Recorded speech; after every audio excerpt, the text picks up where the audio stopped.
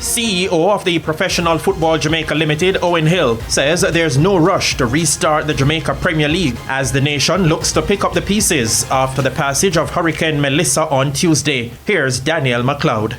The Western parishes took the brunt of the hit, with images of the Montego Bay Sports Complex in Catherine Hall showing the entire field and track, as well as surrounding areas still flooded and covered in silt and debris. Treasure Beach in St. Elizabeth was one of the areas most affected. It's a little bit too early to make any definitive call, but for sure we know that we're monitoring the situation.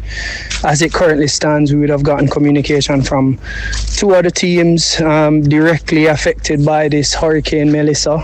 Catastrophic, I must tell you. Treasure Beach has been, in shambles as a result of this hurricane, and then Montego Bay would have had massive flooding, and these are two other teams that we know have directly been affected, and there are a few others that we're closely monitoring, those in the Clarendon region, St. Catherine region, and definitely in Kingston and St. Andrews.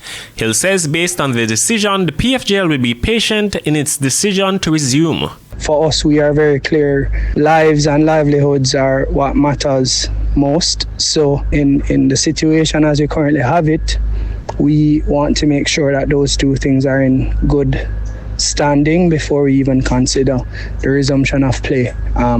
So we've been in communication with a number of teams throughout the process, and like I tell you, for sure we have some rebuilding to do. Hill says the PFJL will continue to have dialogue with the various teams before making a decision.